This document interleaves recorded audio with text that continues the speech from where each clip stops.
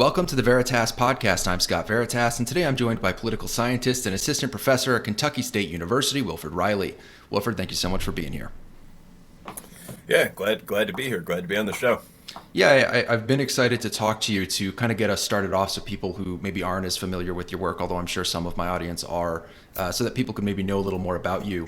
Could you maybe just talk about what your specific areas of interest are as an academic, and maybe you could get into a little bit of what you wrote about in your past couple of books, because I know you've written a couple of books in the past few years.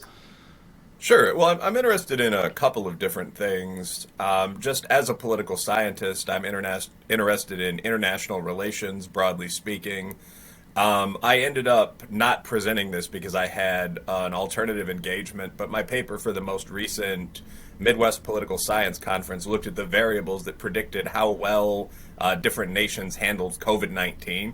That can be anything from social trust to the level of population density and cleanliness in the state. So I'm interested in a lot of aspects of international affairs. I'm interested in American race relations, obviously. So my dissertation looks at how members of different groups value their racial identity. That's actually a test of what's sometimes called the hacker question that underlies a lot of modern white privilege theory, in fact. In the late 1990s, Andrew Hacker at Queen's University essentially asked a bunch of white guys how much they'd have to be paid to be black. And the average answer was $50 million. And this is often used to, quote unquote, demonstrate the value of white status in this racist, sexist, heterosexist, cis-patriarchal, post-colonial, speciesist, hopefully I got it all, society. But I realized that there was one methodological error in what was otherwise a pretty good study. He didn't ask any members of any other races as a control how much they valued their core identity. So for my dissertation and for a couple of papers that followed that, again, at the conference level and so on, I basically just did that. I asked a very diverse pool of about 2,000 people, if you think this question's serious at all, if you'd consider this kind of change, how much money, bluntly, would you have to be paid to change your racial status? And I threw in a couple other things, your sexual orientation, things that would theoretically have been possible in kind of his thought experiment world. And what I found is actually really interesting. If you view that as a measure of racism at all, which I don't necessarily, whites were one of the less racist groups. Blacks placed slightly more value on our identities. The most racist group, if I recall correctly, was old Asian men, which is just funny. I mean, like the idea is, when you mayfly Westerners were living in caves, the emperor's palace stretched across acres. I mean, you were getting these hilarious answers to the qualitative portion, frankly. But I mean, so that was a bit of an analysis. And as I said, I looked at orientation, I looked at valuation of sex, religious beliefs as well. So I'm interested in a lot of areas of racial relations. And right now, I want to get back into more academic presentation and publication. So I'll be at the next American Political Science Association conference talking about whether there's any quantitative support for quote-unquote CRT, critical race theory. I'm working on a project where I'm using a standard scale of, you could call it softness or ease of life, to test whether white privilege as an idea actually has any validity. What I'm finding so far is that the huge majority of what we think of as privilege in someone's life is just social class. Yeah. Like literally how much money they make is a direct predictor of the 100 or the 110-point metric. So I do a fair amount of sort of writing within my field, but what I'm probably known for is the idea of using standard, A- quantitative methods. I teach quant methods at a pretty good state university to tackle these questions that are being discussed in sort of broader intellectual life. So, I mean, my book Taboo, my book Hate Crime Hoax actually is a pretty simple book. I look at the undisputed fact that a huge number of the most high-profile either crimes or incidents involving racial conflict, from Jussie Smollett to Yasmin Saweetie to Covington Catholic, over the past 10 years or so turned out to be complete BS. And I look at why this is. Are we giving a sort of power to victimization in the USA? Where does this most often happen? I find that an incredible amount of these, more than a third, took place on college campuses, residential college campuses among undergraduate students. So that was the first book. Is this real? Is there a crisis of racial violence? The second one, more broadly, looks at really 10 or 12 of the most prominent storylines in national news media like Black Lives Matter's claim that there's this rash of epidemic violence against black men from policemen and vigilantes. And I just sort of test whether this is true. I think myself and Heather McDonald at Manhattan Institute were two of the first people to really start breaking out these police violence numbers and saying, well, what's the actual total here? And what I found, I mean, I wrote this book. It was published later, but this portion of this book in probably 2018, 2019. In the most recent year, then on record, there were about 1,000 people shot by police. Only a little over 200 of them were black. The total number of unarmed black men shot by white cops was 17. So I talk again about something that I focus on, which is this disconnect between perception and reality. The other chapters of the book tackle similar topics. I mean, chapter 2 is interracial crime. I point out that classic interracial crime, by which people generally mean a violent crime involving blacks and whites, either a black perp or a white perp victim of the other race, that's about 3% of serious crime. There's no epidemic in any case. It's 600,000 crimes out of 20 million total index crimes, not all of which are violent. I mean, obviously, they're carjacking, burglary, some very serious property crimes in there as well. But I mean, that's the overall rate. And of that tiny subset of crimes, 80 to 85% of them are black on white, not vice versa. So the entire narrative there is false. The sort of alt-right narrative that this is happening all the time is false. But the left-wing narrative that this is happening all the time and it's dominated by whites is hysterically false. There's no evidence for that of any kind. And I go on through cultural appropriation, some of the claims the dissident right does make, the argument that immigration is a huge benefit to society, just sort of point by point, what are the actual facts? So there's some original research in that book, but it's mostly just what does the data say about each of these kind of high-intensity, commonly discussed points. And that is what I think most people have responded to when they think of me. I mean, some people have read my academic questions articles or my think tank pieces with AMF and so on, but I mean, most people have probably seen the commentary, Quillette, so on stuff, which is just, is this popular public claim supported by fact? I guess that's kind of the brand. And just very often it's not. I mean, today someone sent me my first Quillette article, Is There an Epidemic of Anti-Transgender Violence? Where I got the numbers from the Human Rights Campaign, how many trans homicides there are every year, and just ran standard cross-tabulations level stuff to see how does that compare to the rate for blacks, poor whites, men in general, sex workers, and it's far lower than any of those four rates. So, of course, any death is a tragedy, but the narrative that there's a war on our LGBTQ population, that's as wrong as the claim that there's a bloody clash between blacks and whites. I mean, a lot of this stuff is just bullshit. So that's the kind of saying, is that bullshit, is kind of the thing that got me into the media pretty frequently.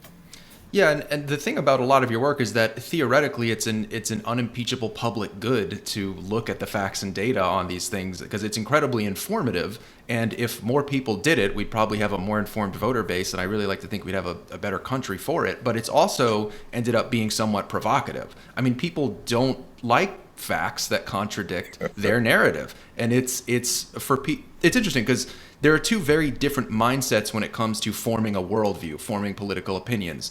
It seems that there is a portion of the population that is really interested in what you're talking about, in evidence, facts, data, and, empirically testing their own opinions and challenging themselves, that sort of scientific mindset, that academic mindset.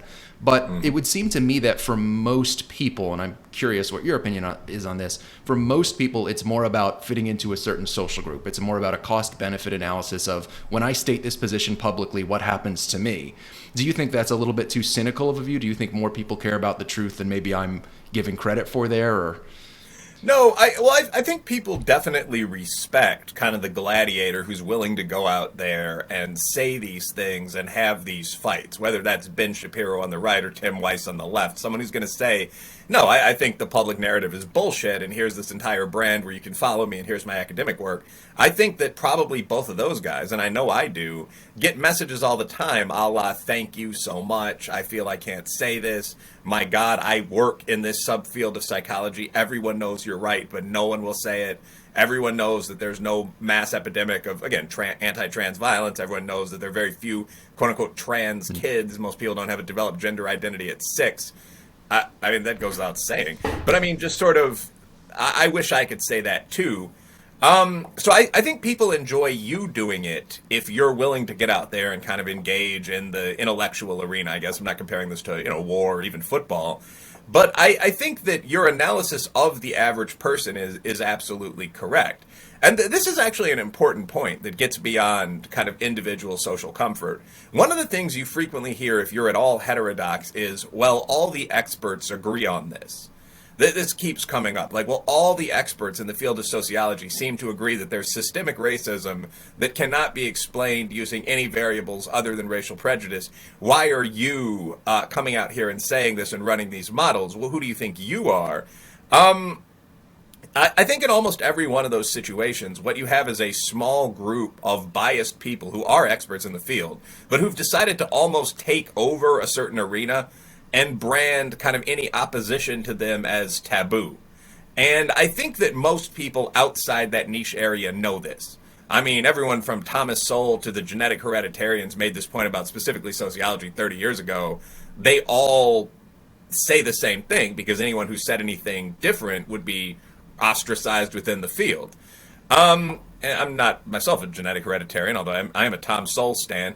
But the point remains, like you have a lot of very siloed spaces, and I guess what I'm trying to say, because I tend to be a long talker, but is I think most people outside the silo know that, and I do think that they're pretty reluctant to say something that's seen as the minority perspective, even when it's obviously correct.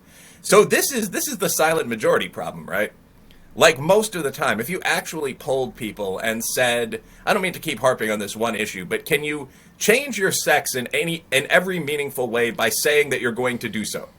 Like that's a direct definition of what, gender identification means. If you asked 1,000 ordinary males that, probably 950 of them would say no, that sounds absolutely nonsensical.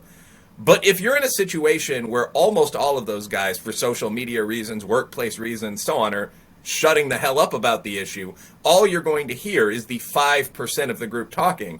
And you're going to have the idea almost no one cares about this, but there's a strong consensus among the people that do, the people that study it or whatever.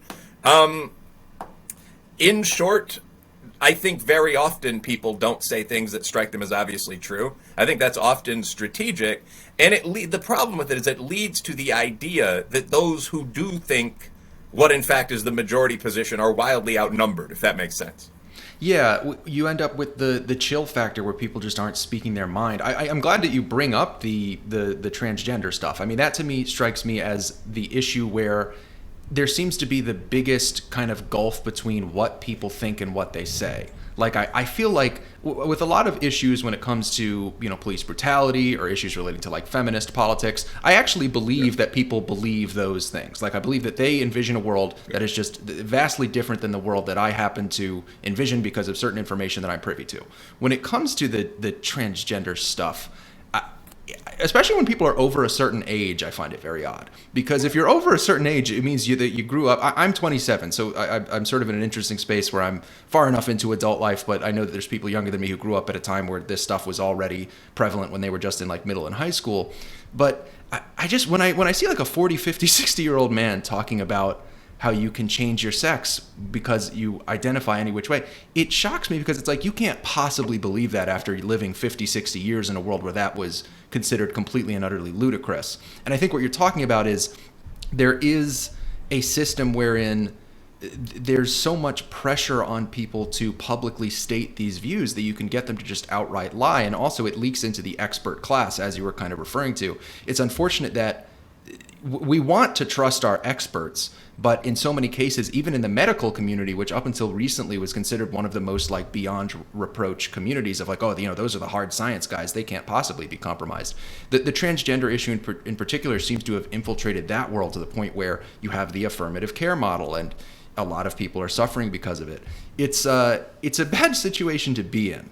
And I don't blame you at all for kind of harping on the transgender stuff. To me, that is the number one that leaves me in a state of really just utter bafflement and confusion a lot of the time that I'm engaging with it. Yeah, I think a lot of this is, I mean, I referred to myself as a Tom Sowell stan, and to Tom Sowell's the OG already in this conversation. And I think a lot of the stuff people say on the kind of quantitative center right is just stuff that Sowell wrote, 40 years ago. I mean, he talked about specifically this problem of diffuse knowledge in society that's shared by a whole bunch of people that live in separate locations and are a bit afraid to communicate it, as versus the power of what he called the anointed. I mean, one group of upper middle to upper class, mostly center left people that control academia and the media in the USA. That's not anything conspiratorial at all to say. There are multiple studies, Pew 2004 and so on, that show this. I think you're seeing that here. So one of the terms I use to describe this is the difference between public opinion and published opinion.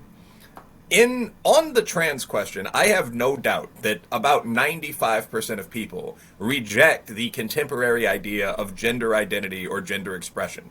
There are survey questions that ask about, kind, loving, care, and so on that get that figure down to 60% or something like that. But the idea that there is a thing called gender that is, in most cases, as meaningful as sex. And that if you change your gender by saying this bluntly, you have in practice changed your sex. You should be allowed, after very light hormone treatments, to swim or box competitively against members of the opposite sex. I don't think anyone believes that. In terms of where I got my figure from, this is obviously a Twitter poll, this isn't any of my academic research, but I did a Survey Monkey linked question totally anonymously on all my social media sites where I just asked this question with no lead-ins. I was genuinely curious. And although I lean kind of cent-right, and so does my audience, there are a lot of grad students, junior scholars, so on these pages. I think this is where you contacted me. But I just asked, do you accept this, that if you change your gender identity with, few to no external changes, you have changed yourself, you've changed your sex, and you should transfer the league in which you compete, and so on. And the response was literally about 95% no, I think that's crazy, and about 5% yes.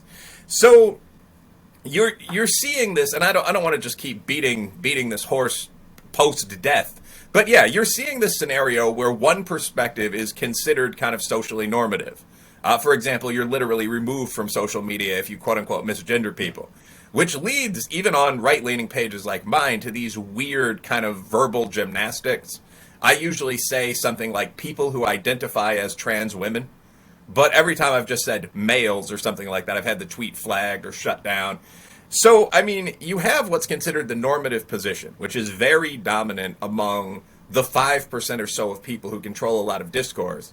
And so the 95% actually popular position is almost never seen in public conversation. Sometimes someone like Matt Walsh will break through to kind of conventional media and just ask these devastating questions like, what is a woman? Yeah. What do you mean by vagina? And everyone will go silent, and then the clip will vanish from the airwaves, and then we go back to starting point A.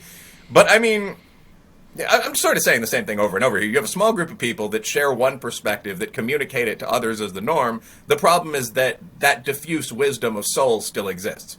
Much of the time, the huge majority, 9 out of 10, 9.5 out of 10 people disagree. This is true across a range of different topics, by the way. I mean, did you see that study recently? I think it was Gallup. It ran in Newsweek. 80 to 85% of black people want more cops. I did see that. I've seen that reflected in a few different surveys. Yeah. Yeah, the most recent, the big Newsweek piece on this, I think was the best look at the polling data I've seen so far. And it was the figure that stood out was 81% of African Americans across men and women, across income groups, want either the same number of police in their neighborhoods at least or want more police. So everything else from, slight decline to abolition was a 19%, really 15% if you look at margin of error, minority of the black population. So again, why is 90%, that's an estimate pulled out of my ass, but why is a huge amount of what we see in mass media discussing this issue from this fringe 10 to 20% abolitionist perspective? Well, because that's the perspective disproportionately held by the gatekeepers. So what you're seeing is the curation of information. And again, this isn't conspiratorial, it's not cynical. You asked if that was a term I'd use to describe your position. It's measurable, it's practical, and it's empirical. I mean, and you can see this in Taboo at one point, kind of last comment, but I looked at the percentage of police shootings that involved non-black victims. Because at that point, again, prior to 2020, started writing around 2018, I didn't really know what it was. And what I found is now unsurprising, 70 to 75% of the people shot by police in any given year are Caucasian, whites, or Hispanics. But then I did a follow-up where I looked at what percentage of the news coverage that 75% majority of cases consumed, what percentage it took up. And it turned out to be about 10%. I mean, and the test of this was pretty simple. I just went on Google and different platforms, Google Scholar, and searched well-known police shooting, for example, and went through the first, say, 50 pages of results to see how many unique cases you would find. So this obviously could be improved on. But, I mean, for that exact test, as I recall, in the first 10 pages of regular Google results, there were 2 Hispanic cases, 3 white cases, and 36 black cases. So, I mean, the 25% minority was intentionally made into the 80 to 90% maximal majority of what was covered. And you see that all the time. They're individual people making these selective decisions influenced by bias. Yeah. The unfortunate thing is that presenting a lot of the factual information, inarguably true data-based, facts-driven information that you present, and that a lot of people would like to present when they're having these types of conversations, one way that I've described it is it is like a hair away from being illegal, which sounds hyperbolic, but I'll explain what I mean, which is that, no, the government cannot arrest you for saying these things. Neither of us are going to get dragged off to jail for having this conversation. But you can, as you mentioned earlier, you can get kicked off of social media, which sounds silly until you realize that in order to have any kind of social or political influence, it's a prerequisite to be on social media at this point in time. So it is a big deal in terms of how you cow people into silence, 95% of the population on some issues. And then the other thing, of course, is you can lose your job. And not only can you lose your job, you can become permanently unemployable, which is a fate that is people don't realize that part of it. It's not, if you tell people you're going to lose your job, they go, oh crap, I got to get another job. If you tell them you're going to lose your job and you're not going to be able to get another job possibly for years, if not decades, then it's like, I can't exist in this society. And people don't realize that if you asked most people which fate is worse, spending a week or 2 in jail or that, they'd probably say, take me to jail. And so I always say we're at a point where presenting completely factual information that 95% of the country is well aware of and wants to discuss more openly in some cases it's borderline illegal. And I think that's something that isn't said enough as part of this conversation, that is an extremely unhealthy aspect of our society. Yeah, I mean, and you're not exaggerating at all. I mean, again, now I'm in a fairly stable position. One piece of advice I would give to people, and particularly to young men, bluntly, is you might not want to do exactly what I do. Like, I am paid to be a right-wing writer. It sounds kind of like a joke, and I'm only right-wing, and that's the issues I choose to analyze at the given moment, so on. I'm quite neutral when it comes to my stats tables and so on. But, I mean, in reality, if you are a person working in tech, for example, I notice a lot of my followers who happen to be guys have that background, you probably don't want to get on the Slack channel and say some of this stuff. I mean, I encourage people, if they're going to be very, very active on social media, active as a debater, to have a regular account and then an anon account. It sounds kind of like a punk move, but you're gonna not get fired for bullshit. So it's something to keep in mind. It may be the case that, so actually I'll give a piece of advice here. I believe it absolutely is the case that when it comes to things like police defunding or immediate one-step gender changes, 85 to 95% of people agree with quote-unquote us, with the common sense, perhaps cent-right, numerically based perspective. That is a fact. But if those people are utterly dispersed, and the 5% of people who are currently controlling the narrative are absolutely unified, it's easy to take out each dissenter one by one. This is kind of someone once jokingly called this the popular kids in high school problem. Everyone else could pretty easily assemble and get rid of the obnoxious, promiscuous claque of jocks or whatever that quote-unquote ran the particular school they attended to. But it's actually pretty difficult to do that. Do you like all of the people that would be the allies on your side? Why don't you just go out for the varsity, which would immediately make you one of the quote-unquote cool kids? I did in high school. Can you be bought? Can you be suborned by people that are in the power position at any given time, which you see in real politics? So my advice would be, if you feel like you're part of a large majority of people that isn't unified, instead of speaking out on your own and getting crushed, work on unifying that large majority of people. And this is something we're absolutely seeing right now. I mean, I'm in an executive advisory board role with 2 groups right now, FAIR, which is the Foundation Against Intolerance and Racism, set up by Barry Weiss and Bjorn Bartnig. and 1776 Unites, which is very specifically the black business and social science community's response to the nonsense in the 1619 Project. I mean, the true founding of the United States was the introduction of African slaves to the Americas in 1619. Yeah. The Revolutionary War was fought to preserve slavery, just sort of straight up non-facts. And with both of those groups, we've seen incredible exponential growth. As these sort of normal white non-bigots and upper middle class employed black people and so on say, my God, there's a place. Will you guys have my back if I'm involved in an issue at work? Yes, we will. Okay, then I'm joining. This is how much is the fee per year? So I think as those sane entities of normal taxpayers kind of assemble to deal with what's been happening to, say, the SPLC or the ACLU, I think it'll become safer and safer to hold, and this might sound like a joke, but utterly mainstream positions. In the meantime, I might limit the amount of time I spend on social and so on down the line and use that in kind of a business working fashion.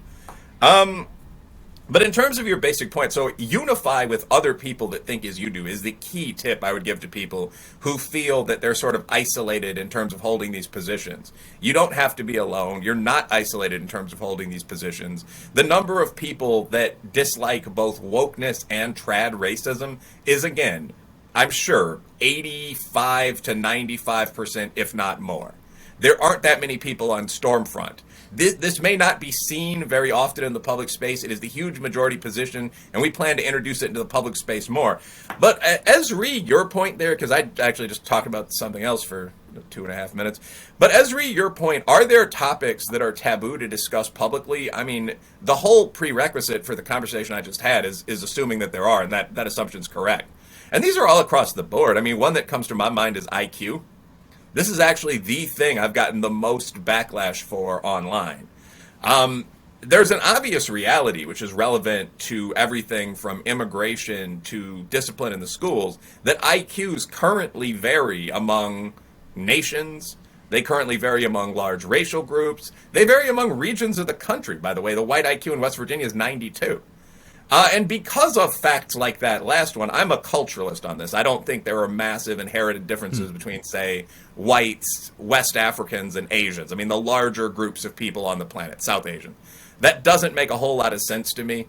I don't think Scotland has been historically a great deal more developed than, say, southern Nigeria. And, I mean, we see that IQ changes over time. I mean, the average IQ of Ireland went from something like 77, that's not a joke, to 102 within the relatively recent past. So having food, books, it helps to the extent that you would imagine that it does as a casual observer. But the point that I'm making here is discussing this issue at all has become wildly taboo. Charles Murray, who probably is a hereditarian but doesn't discuss causes at all in his most recent book, just got pilloried for writing Facing Reality, where his argument was, again, I'm not going to discuss why this is, but we have to discuss the fact that at present there are different rates of crime and academic performance between, I guess, Hispanics, blacks, whites, and Asians. And those are going to affect a lot of things, from where grocery stores are located, what neighborhoods they choose to target, to the number of people that get into truly elite professions. If we say that there aren't very many blacks in ornithology, what is the number of people that got the requisite score on the GRE or the academic boards and wanted to follow birds around in a variety of exotic woodlands and who happened to be black? It's very, very likely that number is small enough that we're actually overrepresented in that tiny field. So, I mean, he made this point, which is accurate enough. You can dislike his tone. But the response, again, was hysterical. Everyone either refused to review the book or said that the man was a Nazi. So they're all of these categories, again, many of which contain extraordinarily mundane information. Like, even the hard hereditarian argument essentially breaks down to 50% of what's currently a 10-point IQ gap between blacks and whites might be genetic. The first time I heard that, my reaction was, well, I disagree, but that's not exactly neo-Nazi spitting babies on pikes stuff. But you would get the impression that it was if you'd heard any critique of that whole area of discourse, psychometrics or whatnot. And that's true for a lot of things. I mean, the epithet transphobe basically literally means that you believe what we just said, which is that you cannot effortlessly change from being a man to being a woman. So the tabooing is itself a problem. And I think the only solution to it is unification around things that most people probably agree with. Yeah, I mean, this is an area where we've seen, I think, an incredible amount of kind of poisoning the well, where with certain topics, if they're just kind of brought into the conversation, there's sort of the meme of if somebody brings up, 1350, that, blacks make up Yeah. X amount of the population, they do X amount of the crime, or if they bring up race and IQ, you just know they're a racist. Like, you immediately just like do not approach. That's like a meme on the left. And it's unfortunate because the conversation is really important to have. It's an important question to ask. Why are there some groups that are underperforming in certain areas? Like, there are people who genuinely want to help communities that aren't performing well in education and in the economy. And we know that blacks and Latinos and ethnic minorities do not perform as well as whites in those areas. And you can actually want to help and also find use of this information. I mean, at the end of the day, if somebody has a lower IQ, that's going to affect their economic performance. It's going to affect their educational performance. It's just such a shame that the conversation is so poisoned from the get-go, because a perfectly well-intentioned person is going to be made out as as you said, an evil Nazi with the worst possible intentions, just for bringing in factual information. Yeah, I think that's a problem. It's worth noting that we know the answers to a lot of questions that we are still endlessly chewing on as though we don't know the answers. And when this occurs, it's generally because the consensus answers in the disciplines are politically incorrect. So, I mean, June O'Neill back in 1991, if anything left-leaning government economist, looked at what explains the difference in earnings between white and black men. This is something I've talked about probably 10, 15 times with intelligent interviewers, frankly, or in my published writing. But, I mean, black men earn, I believe, 82 cents for the dollar that a typical white male worker earns. And this difference is almost universally, as I'm sure you've seen, attributed to racism. What O'Neill, who's a hard quantitative economist, does is just adjust in the way that I do, although probably more skillfully, for a range of obvious things. One was age, Southern residencies in there, work experience. I mean, were you as willing to take a job? Did you work that job as long? And IQ, basically. I think test scores is a better way to say this. Test scores are more predictive than IQ alone. But I mean, she found back in 1991 that the residual for racism was 2%, roughly. And I mean, she says a lot of the things you kind of have to in a major journal article. Of course, past racism could contribute to all of this and so on down the line. But the basic point is that if you take a recent immigrant from Ghana and a recent immigrant from Northern Ireland, and they have the same test scores, they are going to finish, as affirmative action balances out racism and so on, within 2%, 2 degrees out of 100, whatever the exact technical descriptive term would be, of one another. And nobody disputes that, and we've known it for some time. It's just becoming more difficult to say it. And there are a great many findings like this. I mean, John Lott found that having more armed citizens and good cops in a neighborhood reduces crime. More guns, less crime. I mean, one of the most shockingly obvious findings of all time. Great book, methodologically, actually. It's taken a lot of hits. No one's ever debunked it. Swing left for a little bit, the Freakonomics boys found out that abortion and birth control reduced a big part of the reduction of crime that we saw in the late 90s. And I mean, they made this absolutely obvious observation that, 18 years after Roe and almost exactly 21 after Griswold, you suddenly saw far fewer sort of unwanted, for want of a better word, young males on the scene.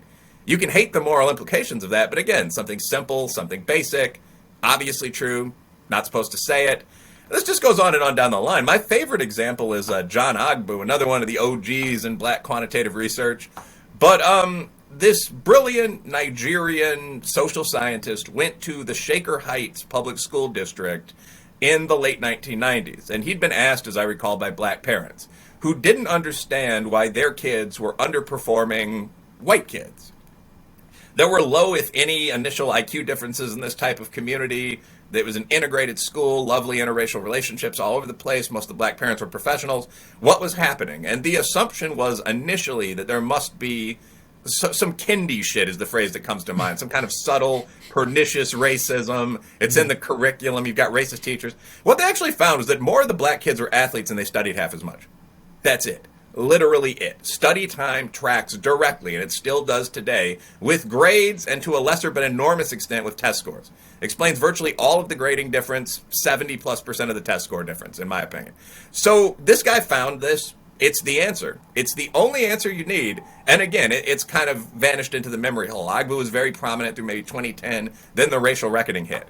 So very often we know what the explanation is. African Americans are younger, more likely to live in the South, and still have lower test scores, although most gaps are closing, or were before, the woke revolution, part 2. But that's it. It's just the issue is difficulty of discussion. It's not unavailability of knowledge. So yeah, I would agree with you. There are a bunch of taboo topics. Some that you wouldn't expect. Differences in plastic IQ scores among human groups is not something you would automatically assume would be as taboo as sexual or crime data, but here we are.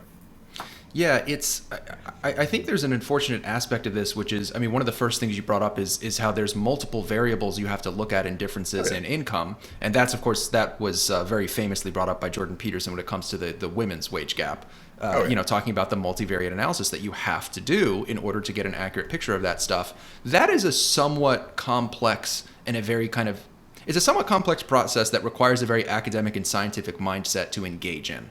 And it kind of gets back to what we were saying before of that, as cynical as it is, I'm very wary of most people's ability to do that type of analysis. And it seems like such an important part of the solution to this problem is to inculcate this as a value in people when they're young. Is like, hey, when you're forming your worldview, when you're looking to decide what your opinions are on all these issues, first of all, don't just do automatically what your parents tell you, and then also, and not just what the TV tells you, but really try to look for this type of information and analyze it in this way. But I wonder about our capability to do that as a species.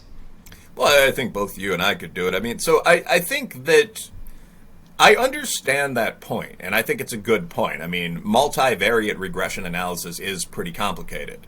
But it's also kind of the cutoff in many fields for being an expert at all. You probably have to do it for 75% of dissertations. I think I'm a good methodologist, but I'm by no means at the top of my field. I'm by no means at the bottom either. I don't want to engage in false modesty. But just for my dissertation at a good state university, I had to do what's called linear regression, logistic regression, predicted probabilities. So you're looking at kind of a future time sequence. I mean, just that's pretty standard. So when you see a lot of writing in academia, maybe half of it, and almost all writing in journalism not adjusting for things, my personal suspicion is that that's done intentionally, generally. I mean, you have to trust an expert. You would, in most fields, expect them to know things like what cross-tabulations are, what regression is. And there are things beyond that. For example, I don't do a lot of probit or Poisson regression. I mean, there are a lot of very complex modeling strategies you can use for different things. Time series going over a period of 100 years and so on. But I mean, I would be expected to understand those just to review a paper. So when I see experts not doing this, you wonder if the goal is to find what they end up finding, which is invariably some exotic form of racism. And I think it frequently is. So to make a point here, you already understand it. I think most of your audience does, but it's worth repeating this in literally every video to the point of boredom. Univariate analysis of these complex questions of race and sex and class is absolutely worthless. So you very frequently see these things like black people make up 14% of the American population, but 28% of those to die from COVID-19. What kind of nightmare, South Africa writ large are we? And the expectation of an ordinary citizen who doesn't understand some of the terminology we just used looking through this is that must be for a reason. There must be active racism. Doctors must be refusing to treat black people. Are there masks available in black neighborhoods? What you find invariably when you start unpacking something like this is that the actual issue is that black people are more obese. Or something like that. The advantage can sometimes be on our side, sometimes on the side of quote-unquote the whites. But it's never either whites or blacks that are being turned away at the gates of the hospital. It's something practical. It's levels of drug use. It's levels of PECs, as they're called, pre-existing conditions and populations. It's weight. It's age. To swing actually from blacks to whites here, an extremely obvious example of something that should be a control variable in any model when you're looking at racial outcomes is age. So one of the most surprising graphics I saw, I was working on an article 4 or 5 years ago, and again, this is something that I've put in half my pieces since. I mean, Pew updates this data every so often. But the most common age for a black guy, and it's totally fair to call this the modal average. I mean, it's extremely common representative age in our population, is 27. For a white guy, the equivalent's 58. So when people ask these questions like, well, how can there be so much more wealth in the white community without racist practices having continued after redlining was formally outlawed, so on, questions like this, one obvious answer is, well, the white guy is 31 years older than the black guy. And it's the same thing in reverse when the right harps on crime. The black crime rate is about twice the white crime rate, actually a little higher than that. But part of that's because the average black guy is 25 and the average white guy is 50. Now, I mean, the medians are a little different from that, but I mean, the point still obviously stands. If there's a decade or more age, median, mean, or modal age difference between these groups, you're going to see radically different outcomes between these two groups. It's essentially dishonest not to adjust for that. Just to say, well, black people made up 50% of the teens who were shot last year. Well, I mean, what's the size of the teenage population? Does that mirror the population overall? I would bet that probably 50+% of under 18s, without excusing black crime, are black, brown, or Asian. So, I mean, all of this has to be taken into account to write anything serious. If you're looking at policing and the rate of people getting shot by the police, what's the crime rate? We've just discussed it's a lot higher in black and Hispanic communities than in Orthodox or Jewish ones, and so on down the line. Yeah, I think your point about, reading into the intentions of people who are presenting univariate versus multivariate analysis is well taken, in that you brought up a very important class of experts that we used to rely on quite a lot and have been relying on a lot less, and that is our journalistic experts, our media experts, who have a tendency to, I mean, a big part of what we think of when we think of our media is they present issues and current events to us, often, especially these days, through a partisan lens. And in theory, and they used to kind of do this and don't really do it anymore, they're supposed to present the arguments of both sides on equal standing. There's that's why there used to be, and this is still a common form of show, but it's gotten dredged in culture war nonsense, is, we have, here's somebody from the right, here's somebody from the left, I'm going to moderate the conversation, that sort of debate. But what started to happen is, especially actually in cable news, there's just the issue of having the talking head who's not presenting the other side of the argument. But then in print news, in print journalism, there's the issue of just presenting that univariate analysis of, like, here's a big story about what percentage of black people are getting COVID or what percentage of women are getting paid what on the dollar. And there's no mention of the other side of the argument in the multivariate analysis. And the reason that is so incredibly insidious is because these are people who know better. Journalists are, at least in theory, supposed to be relatively well-educated people who, they know that there's two sides to the argument. They know that it's impossible that, there's an epidemic of lethal police violence with 5,000 to 10,000 black people dying each year from police violence. It's like they know this stuff is not true, and it does. Frankly, it infuriates me. I mean, it's just, as somebody who not that long ago wanted to be a journalist myself, and now I kind of do this show, which is like, it's a commentary show, but it's close enough. It's unfortunate that this very vital aspect of the conversation, this sort of the fact that the news is supposed to present us with a way to make sense of issues and current events, and that sort of lets us have all of the relevant information, but the lies by omission have had such a negative impact, is, I don't know. It's just something that I find myself thinking about a lot, and your point about it is very well taken. That it's impossible to have that charitable of a read of why people do that, especially when it is a journalist. Yeah, I mean, well, on the plus side, I'm pretty sure that your interview with me, or most of your interviews, will get more hits and views than the average newspaper gets reads in a typical day. I mean, now this is fascinating, by the way. Like, I think this is the real reason for the frantic attacks on social by mainstream media organizations, by the way. Like, people frequently say, well, there's an attempt to target the right. If you look at Twitter, the Babylon Bee, libs of TikTok, Tucker Carlson, so on, have been removed from the site. But the reality is that that's also true for Cop Block. That's true for Minister Farrakhan. That's true for Third World Press.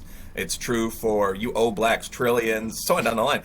What I see actually is a pattern of large news organizations and their employees very often lashing out against social product providers that have a much bigger audience. Like, there's no doubt that Tim Pool or Joe Rogan or Ben Shapiro is more influential than, and this is true for just random people like Golden Gate Blonde on the left. There's no doubt that these people are more influential than the newspaper in Boston, whatever it's called, the Herald maybe. I mean, so this is something that people are starting to realize and they're starting to get frenzied about.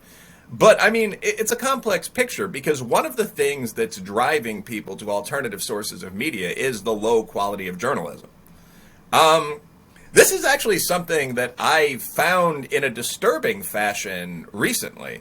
So I was writing, I still am, I guess. I have the prompt done, but I'm writing a book called Alt Wrongs, which looks at sort of racial nationalism. And as part of the writing of the book, I read through a bunch of extreme right sites like American Renaissance and VDare, and then a bunch of extreme left-wing counterparts like Antifa Pages, Jacobin, and so on.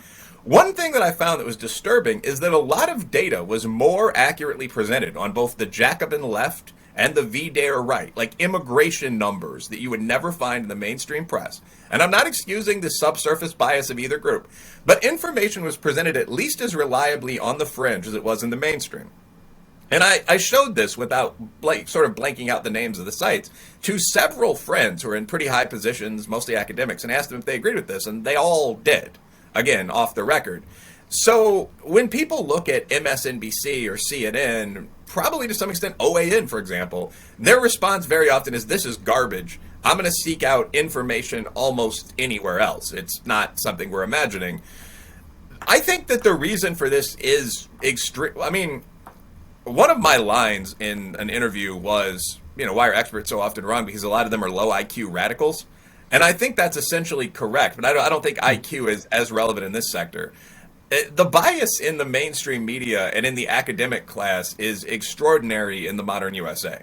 So Pew, back in 2004, asked national news media journalists where they fell in the political spectrum, and they found out that only 7% of them were conservatives of any kind, including libertarians, the center right, so on.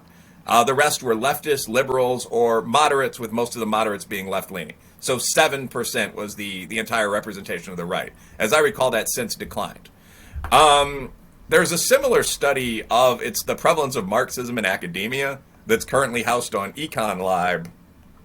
But they look at how many college professors are actual legit communists. And in a lot of fields, it's fairly low, like biology, which biases the numbers. But I mean, when I broke out social science, it was 18% of social scientists are self-identified Marxists. Another 21% are self-identified, I think the term is radical.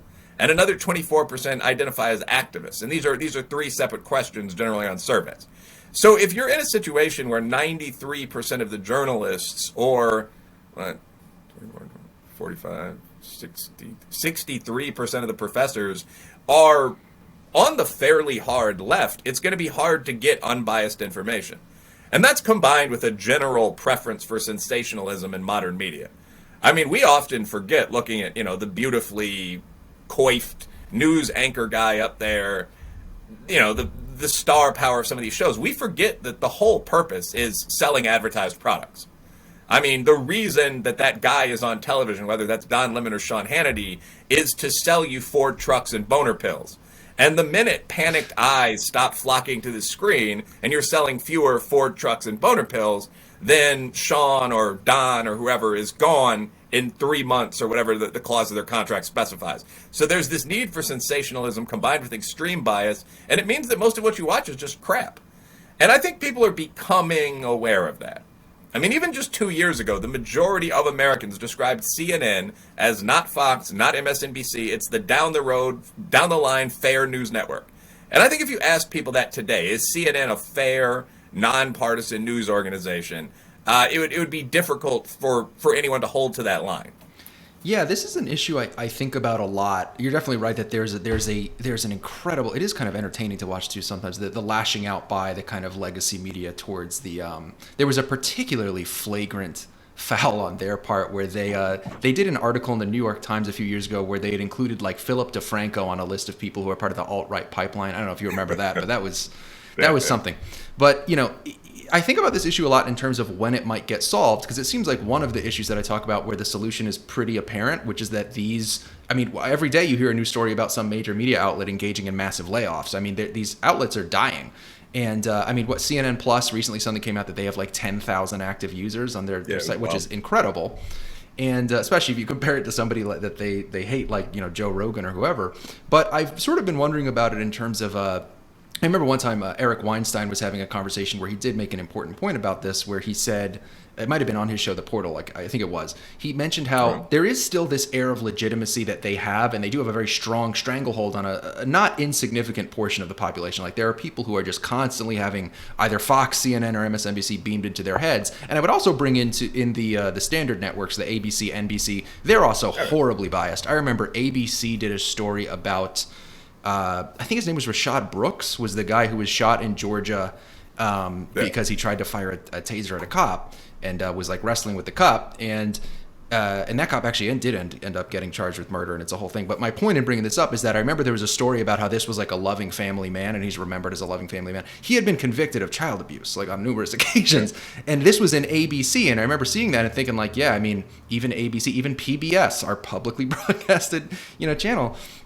So there's this air of legitimacy that they have. They're all extremely biased. Cable news is just by and large garbage. Like I know people who will say like, oh, what about ABC, NBC, PBS? And I'm like, no, none of them. Do not engage cable news. Period. There's occasionally I'm entertained by a particular Tucker Carlson monologue or whatever, or sometimes somebody will say something. I remember Don Lemon got pretty straightforward about the whole Michaela Bryant thing, I think was her name, the woman who she was stabbed because he was very honest about how that cop had no choice. Sometimes they break through. But my point in saying all this is it seems like they're dying and it can't happen fast enough. Like I'm waiting for the day, which I think will happen at some point in my lifetime, where it's just like CNN is gone. like CNN ceases to exist because their ratings are plummeting at record rates. But for the time being, there's still this. What Eric Weinstein said in his show is that there's a thing in the brain of most people, especially over a certain age, if they grew up with cable news and not as much internet, where you see something on CNN or NBC and you go, that's real, that's what's happening, that's what's important. Like there's a kind of very strong psychological connection there. And I think that we're breaking that, as you said, but there's a not insignificant portion of the population that still has that as a very strong influence. And I think that's part of why we have such a problem. I mean, there are people who are terrified to leave their homes whenever there's any amount of COVID anywhere because of what they hear on CNN and MSNBC. I mean, it's still... Like I said, it can't die fast enough, and it's not quite there yet. I think there's still a pretty large amount of influence that it has. I think so. I mean, I think that where I most often see that when I'm debating online or just having conversations is people asking questions like, if this were a big deal, why wouldn't it be on the news? Yeah, and I mean, this just gets back to what I would call kind of the foundational question of heterodoxy. If you're so smart, why don't the experts say this?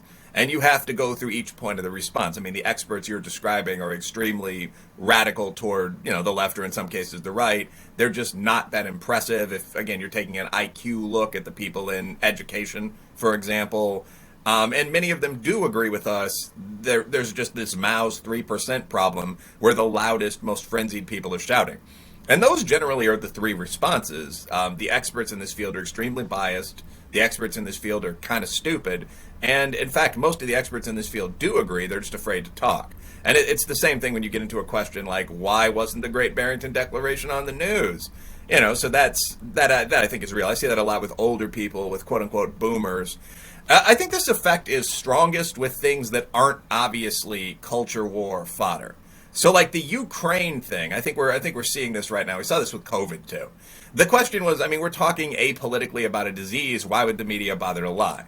And it turned out that, for example, Dr. Fauci had a lot of very friendly relationships in the media. He'd been in that role for whatever it is, 26 years. So his information was taken very, very seriously, while press releases or even academic papers from people that are frankly much better doctors like Jay Bhattacharya were not taken as seriously. So that's the answer there. And that when I realized that, I began to connect the dots. That explained some of the coverage we were seeing. Because when I was reading, I actually wrote a little bit about COVID. I had 2 papers for a think tank, America's Majority Foundation. I wrote an article upon request for the big British Binns publication Spiked. Didn't really knock out any sort of 30-page journal articles, but actually ran a fair amount of models about COVID. And it was obvious pretty early on that lockdowns weren't working. I mean, there was no difference in America when we had 7 staunch non-lockdown states, places like South Dakota, later Florida, and then we had a body of lockdown states. You had enough on both sides to compare. There was no evidence of higher death rates in the lockdown states. A lot of the PPE people were using, although everyone hates respirator masks and so on, seemed to be pretty effective. The non-lockdowners were doing more to protect seniors. It emerged while I was writing this paper that the average COVID victim was 81. That never changed. So at any rate, that sort of information was discussed much less, and it was because of a set of not really political but social or informational biases the media had. So I mean, it's always wise to check on that. But as this point of things that are seen as non-culture war topics are things where there is more blind belief in what the media is saying. I think we're seeing that now with Ukraine. That was my original point. I mean, so again, I'm not an expert on Eastern European geopolitics. And as a political scientist who is an expert on some aspects of geopolitics, I mostly shut up about this one. But I mean, if you just go to Freedom House, both Russia and Ukraine are rated as very unfree countries. The original conflict in Ukraine began over the treatment of people who identify as Russian speakers in, for example, the Donbass region of the country. So Russia's threatened to invade before, and the Ukrainians have basically said, well, go fuck yourself. They don't like each other. They're both very large countries. Russia's the largest in the world. Ukraine's bigger than Texas. So looking at this when the war erupted, my immediate response was, oh, so the constant back and forth threats on both sides about atrocities have escalated to this point. That's unfortunate. Hopefully this can be settled with talks. And I was a little surprised to see the narrative that developed, which was like Ukraine is one of the world's heartlands of democracy. For no reason whatsoever, the Russian savage Slavic dogs have crossed the border and begun killing ruthless wolves of the taiga. Like, I'm strongly pro-Ukraine in this war. Ukraine is in many ways a bad country, but should not have been illegally invaded. But the narrative is a bit odd, Ghost of Kiev and all that. And it's also weird to see Americans taking this line. Like, absolutely, it's intolerable to invade a foreign country. Threats, who cares? You just can't invade. Who would ever do that? And I mean, yeah, who would, what kind of savages? And it's sort of like, bro, I mean, we just pulled out of Afghanistan. We invaded Iraq, Syria. I mean, and these are big, stable states. I mean, Syria, Lebanon. I mean, like, we didn't directly invade Lebanon, but the point is just that this is something Green Revolution. We've been doing this for decades, and it's a bit bizarre to see the narrative now. That's pretty much it. And I think that one of the reasons it is taken at such facial value is that you see all of these news people agreeing on something that seems inherently apolitical, and the question is, why would they be lying? And as it happens, whether or not you believe there are a lot of actual answers to that question. Yeah, I think you're getting to something really interesting, which is that, as you said, people have more trust when it comes to these things where it's not as obvious that it's like a culture war related issue, and it's not necessarily. But as you said earlier, the news, they're ratings based, they are advertiser funded in many cases, and so they have a vested interest in avoiding the quote-unquote boring aspect of these conversations, which is the nuanced, what you just did about Ukraine. You broke down relatively quickly kind of the contours of this conflict and how it might have come to occur. And that might be a little dry to some people. Maybe that doesn't drive ratings as much. Maybe it doesn't get as many, advertiser dollars. And I think that's a lot of why we don't see that, is that there's a vested interest for the media in making sure that there's like two kind of fringe sides to each issue. And we see that occurring on things where you wouldn't think that would be the case, things that are inherently more complicated than a typical kind of valence political issue in the United States. So, the Ukraine is a great example. Like, you'd think that, like, most people in the United States don't know a goddamn thing about this conflict. Like, they don't know anything about, most people don't know anything about, more probably, Wilfred, than 99% of the U.S. population about this conflict, and I can say that just based on what you just told me, and yet they are so like rah Ukraine, and eventually there's a social element to it as well. It's like, well, all my friends in college have the Ukrainian flag on their door, so I'll put it on my door, and it's just funny because these are issues that need to be broken down with a certain level of nuance, because nobody knows shit about Eastern European politics. Or about epistemology or COVID disease. They don't. Nobody, like, you can sort of. It makes sense that people have strong opinions with relatively little information about, like, police brutality, because in theory you're like, I can develop an opinion on this relatively quickly. There's only so much relevant information. But then there's issues like geopolitics, the Israeli-Palestinian conflict, where people do seem to always fall into one of two categories, very far on the fringes, where it does seem like the media they have this interest in taking everything and making it red and blue, and it's unfortunate because it's just no way to have a liberal democracy. Like, it's no way to have a discourse.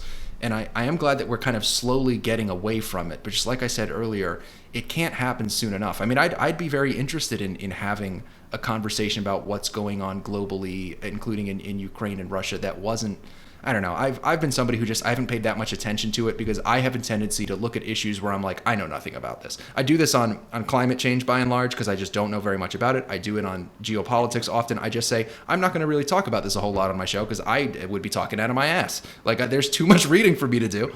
And I wish more people would do that. But the media really tells them, like, I mean, they imply that you're a bad person if you take the wrong position or if you take no position at all in some cases. Yeah, I think that's correct. So definitely kind of angry dichotomy that ties into pre-existing red-blue or black-white conflicts is a good way to keep those eyes on the Ford trucks and boner pills. I mean, just returning to the one true God they have. I think that's pretty much accurate. I don't have a lot to say about that.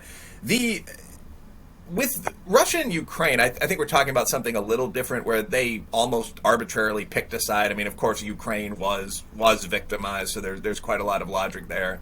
I don't think most talk show hosts know a great deal about Ukraine. With some other issues, though, I think that you get into just outright lying, or at least lying by omission. So, I mean, that is, I think, again, it is with the politicized red, blue, and black, white issues that are seen as culture war issues that people are losing the most trust when it comes to the media. And I mean, these cop shootings are a classic example. I mean, you described Rayshard Brooks being presented as a loving family man, and they often show the victims in these cases in like their graduation gowns from high school or college. That's been a trope ever since people criticized them just showing a normal picture of Michael Brown. So it switched to the big guy in like all blue with the cap on his head. I mean, Rayshard Brooks was a guy who was passed out drunk in the drive-thru of a fast food restaurant on the middle of like a busy Friday or Saturday night in Atlanta. He caused so much confusion and commotion there that the police showed up. They were initially totally polite with this guy. The guy freaked out, stole a police-strength taser, and shot a cop he shot it at a cop. He missed his eyes by like a tenth of an inch, and he ended up getting shot. There was an absolutely lengthy criminal record. Like, there was absolutely nothing heroic here. Like, you could have a conversation about should the cops have just beaten him badly to bring him down as opposed to shooting him, but that's it. That's the range of what you're discussing. And that's true with all these cases. Like, Jacob Blake was one of these guys. I was just going to say Jacob Blake is the one. My girlfriend gets furious because of the element of that whole conversation that was left out, which is that he had been indicted on rapist. Yeah. Jacob Blake, I mean, it technically was a vicious but manual sexual assault. But I mean, like, come on, there's no reason to give protection here because of the technicalities of the rape. You know, Jacob Blake, the initial story with Jacob Blake was that he had gone to a female friend's house and was trying to break up a fight. It's always this sort of hero narrative. The reality is that Jacob Blake was an accused rapist. He apparently had previously gone to his ex-girlfriend's house. He had sexually assaulted her. He'd said something like, "You're mine, this is mine, don't be around any other men." He'd unexpectedly left. She was crying. She called the police. He then came back to something like a child's birthday party while wanted for rape. Police ended up getting called. He fought the police for 2.5 minutes. He was getting into a car that had kids in it to take it. He had a knife on him, or there was a large fighting knife in the car itself, and it was when he turned around, presumably with the knife, that he got shot.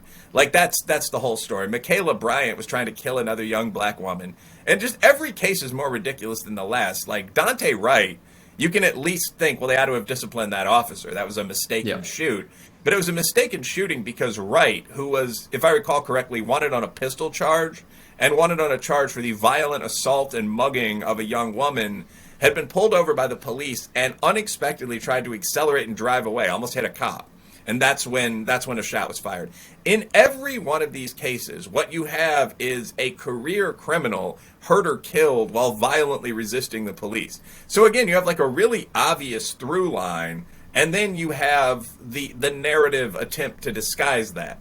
And it can often approach the ridiculous. I mean, that's one of the most politicized areas of news coverage.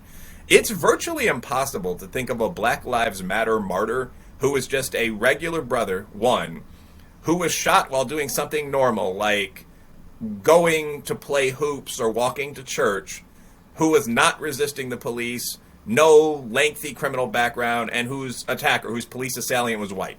Like, if you just do those basic 3 or 4 components of the narrative, I can't think of one that fits. Maybe Tamir Rice.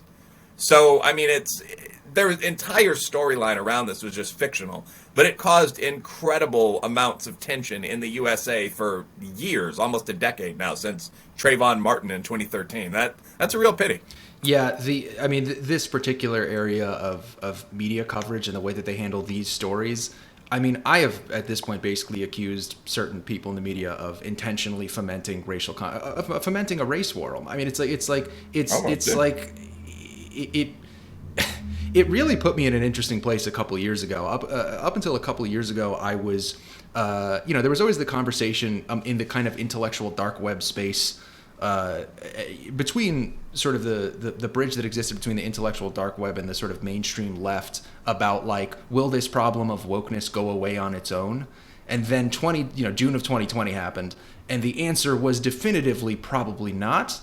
I mean, I'm curious what you think, just because this particular issue, when it exploded in the summer of 2020, and like you said, it goes back to, I mean, honestly, there was even before Trayvon Martin, what was his name, in the 90s in LA, Rodney King, like, this goes back for a while, but it really, really took an unpredictable and unprecedented turn in June of 2020. And it seemed like that was a moment where, on the culture war stuff, on these taboo topics, there was you saw some of the last people that, the way I described it, is they were kind of like getting on the train that is about to leave the station for people who are, like, acutely aware of this issue and how bad it's getting. One of the people I think of is Matt Taibbi, to his credit, said, like, I was wrong. Right. Matt Yglesias, to some extent, did a lot of Matts jumping on the train, like Matt Yglesias to some extent jumping on the train.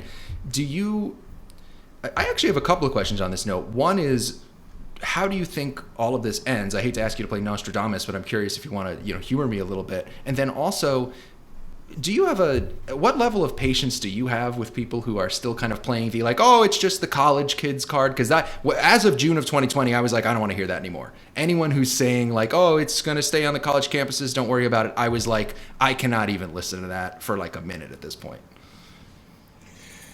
Yeah, I mean, so there are 2 questions there, obviously, because, I mean, you said I've got 2 questions here. One is, how patient am I with people that are still saying some of this stuff, like black buddies who talk about police genocide or quote Ben Crump's book? Not very. I mean, it's getting genuinely problematic. We often hear about the sins of the right in the past, opposing full integration in the 1950s and so on. And to some extent, that's just bullshit. I mean, there were more Republicans than Democrats that voted for the Civil Rights Act, so on. But there definitely is some legitimacy to it. You had the John Birch conservatives. Okay, so I'll concede those arguments to some extent. It's horrible what happened in the Greenwood district of Tulsa, Oklahoma in 1921. But I think that because of the incredible dominance of a sort of urban, coastal, upper middle class, center-left sort of person in media, academia, NGO sector, secondary education, we, for the past 50 years, have been ignoring or been made to ignore the equally massive failures of the political left. Supporting communism during the Cold War comes to mind.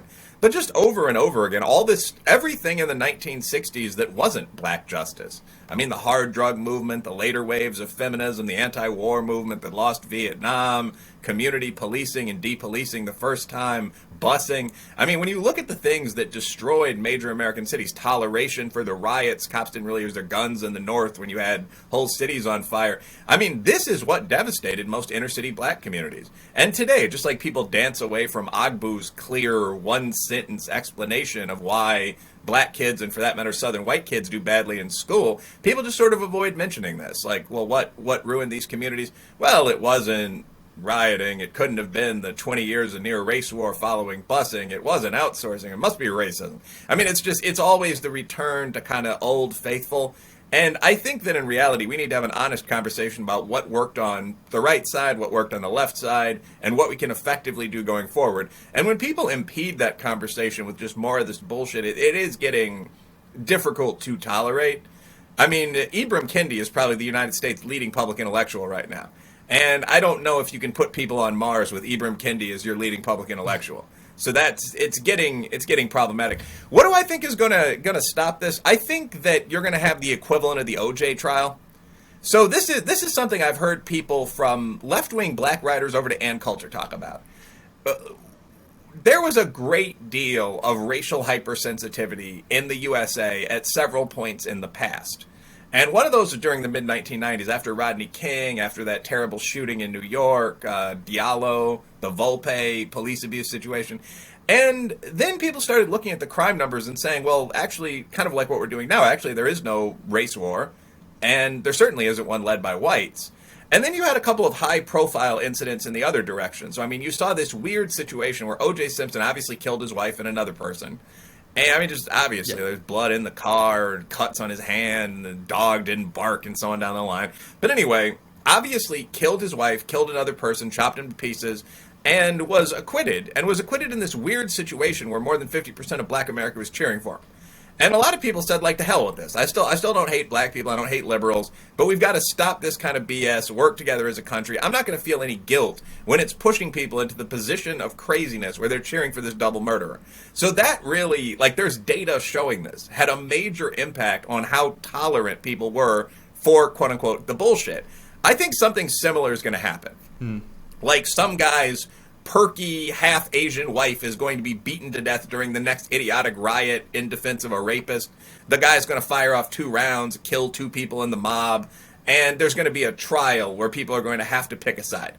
There's going to be something that makes most people look at this stuff and think this obviously doesn't work. In the 1970s and 1980s, we actually allowed the political hard left to try out their ideas. Full-on sexual revolution, which gave us herpes and AIDS. AIDS obviously has a different source in another country and so, but the massive spread of sexually transmitted diseases and the current decline of trust that we see among men and women began in this period. Okay, we tried out community policing, we tried out police defunding, so on down the line. Crime between 1963 and 1993 surged about 500%. We forget what failures all of this stuff was. We tried out amnesty for illegal immigrants. I mean, we tried out kind of open, let it ride drug and gun policy in the cities. And things fell apart. I grew up in Chicago, in the city itself, in the kind of that one movie kids era, when people really would get on the trains and sort of have sex in the back or start painting graffiti, take out their marker and start tagging the windows. And I saw the effect that had on people, including people in my age group. And then I saw the city clean it up. You know, Giuliani in New York and Daley in Chicago and so on, they had enough. They took all the yapping hookers off the public streets. It was incredible. If you lived there, it was great. So I think that we're going to, if those same policies are tried again and they produce the same results, you have open red light districts and shooting galleries like homeless encampments like you now have in San Francisco, people are going to have enough a lot more quickly now because of cell phones, because of the internet. And I do think there's going to be one flashpoint incident. Kyle Rittenhouse came pretty close, where people are going to have to stand up and give their actual opinion, and then it's going to subside, you know, until the next turn of the wheel. All this is cyclical. Yeah, I'm glad you mentioned Kyle Rittenhouse. Immediately came to mind for me when you were kind of talking about what you're talking about with hopefully there being some kind of catalyzing event. And I think that one of the things that I fear is that when we look at the way the OJ trial was covered, people actually had access to information that showed that he was almost certainly guilty. And I mean, yeah, we don't even really say allegedly anymore. Why even bother? But the Kyle Rittenhouse thing, you see how poorly covered it was by the media. I mean, holy shit. I mean, they really smeared him and could have costed him his life. I mean, that was another one where I don't know. I'll keep some of my personal opinion. But I could go on for an hour about the Kyle Rittenhouse trial. But, you know, the way it was covered was truly despicable. And I fear that that should have been one of those moments, and that whenever we have that moment, that the media might be able to throw up a bunch of smoke bombs and just kind of make it. Because once he was acquitted, they kind of, you could see them walking it back a little bit, like, oh, he was an idiot, but he shouldn't have been convicted, and let's just memory hold this. That's what they always seem to do. But I think you could be right, and I hope you are right. I think that, you know, things are happening that kind of do this on a small scale, like the Rittenhouse trial, like what's going on with Leah Thomas and the women's swimming competition. There are things that I think are getting people in chunks to go like, what the F is going on? I think that's happening to some extent. But I know we had about an hour. We're at about an hour. But before we sign off, Wilfred, is there anything you want to promote or plug while you're on the show? Well, I mean, sure. My books are doing pretty well by this point, so I think most people know where to find them. But the easiest way to find anything for me is just to Google Wilfred Reilly. It's WILFRED REILLY, and I mean you'll find my link on the university website, my Facebook, Twitter. I have about 55,000 Twitter followers. The book on Amazon, pretty much everything else right there. So I encourage people to go out and get in touch with me. Alrighty, folks, go check it out, and thank you for checking out the Veritas podcast. If you're on iTunes, please leave a 5-star review. If you're on YouTube, please like, comment, and subscribe, and I'll see you next time on the Veritas podcast.